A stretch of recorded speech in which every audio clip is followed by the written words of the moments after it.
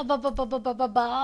ఏముడకపోతా ఏముడకపోతా ఫ్యాన్లు ఏసీలు అన్ని చాలే ఉన్నాయి. అయినా కానీ చూడండి ఎట్లా ఉడకపోస్తుందో. చెమటలు చూడండి. అబ్బా ఏ గీ చేతితో గాలి పేపర్తో నొక్కుంటా. ఆహా ఎంత గాలి వచ్చినా ఏం లాభం. ఇగో ఓ దిక్కు చెమటలు గాలుతూనే ఉన్నాయి. అరే ఇది గరమైంది. ఇక దీన్ని పక్కకు పెట్టుడే గిదితో నొప్పుకుంటా. ఓర్ని అవ్వ ఇది కూడా కొంచెం సేపు వచ్చింది. ఇది కూడా వేడైంది. ఇప్పుడు దీన్ని కూల్ చేసేందుకు ఇంకోటి పట్టుకురావాలా?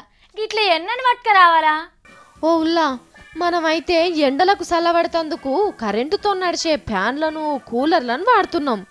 మరి కరెంటు మోటార్లకు ఎండగొట్టదానుల్లా? లోపట మిషన్ల కుడకనాయే, బయట ఎండలకు గర్మాయే. కూత కూత ఉడుకుతుండొచ్చు గీ ట్రాన్స్ఫారాలైతే. ఇంత బాంబు లెక్క పేలగల్లా అని సల్ల ఉచ్చేతందుకు కూలర్లు పెట్టిండ్రు కరీంనగర్ కరెంట్ ఆఫీసర్లు.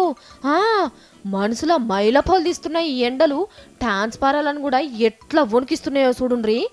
ఎండలకైతే కరెంటు లేందే పబ్లిక్ నిమిషం కూడా గడిచేటట్టు లేదులా.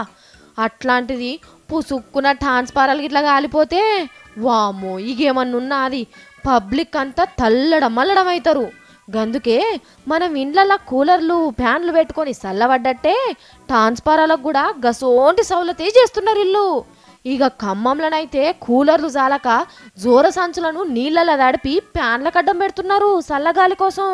కానీ ఈ కూలర్లు కూడా తిరిగి తిరిగి గరమైతే ఇక గప్పుడేం చేస్తారో చూడాలే.